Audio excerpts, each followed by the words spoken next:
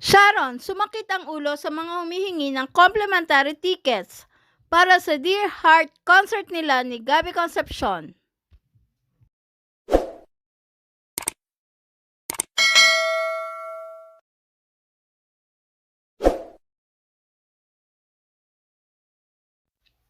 Marami ang naaliw na mag-post ang megastar Sharon Cuneta sa kanyang social media account na tuwira magko-concert siya ay sumasakit ang ulo niya, hindi dahil sa mga rehearsals o ano paman, kundi sa mga nanghihingi ng complimentary tickets para makapanood ng concert.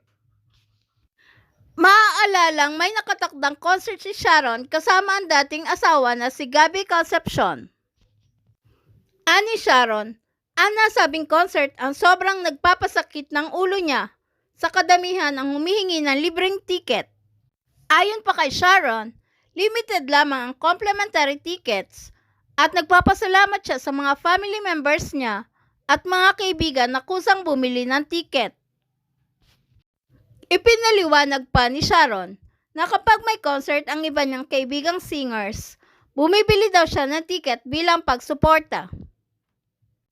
Dagdag pa ni Sharon, kapag pinilit niya bumili ng ticket para pagbigyan ang mga gustong manood, ay mauubos na ang sweldo niya sa kakalibre. Medyo may kamahalan din kasi ang ticket na nagkakahalaga ng 18,500 pesos.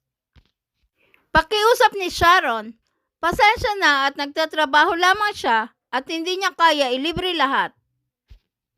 Tuwing magkaka-concert ako, pinakasumasakit ang ulo ko, hindi sa gagawin ko sa show, kundi sa dami ng humihingi ng complimentary o libreng tickets. Limited lang po ang complimentary tickets ko at sa totoo lang, itong concert na to ang pinaka nagpasakit sa ulo ko. Pag may shows po, ang mga kaibigan ko, sina Regine, Gary, etc., bumibili po ako ng tickets bilang suporta sa kaibigan at kapwa performer at singer. Kaya nagpapasalamat po ako sa lahat ng friends at family members ko na di ako iniistorbo at kusang bumibili ng tickets nila.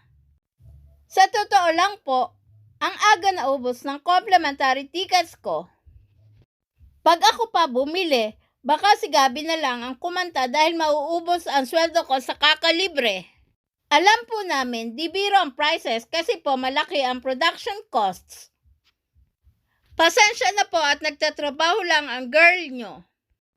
Kung pwede lang, ilibre ko lahat kayo pero syempre di ko kaya. Thanks so much for understanding.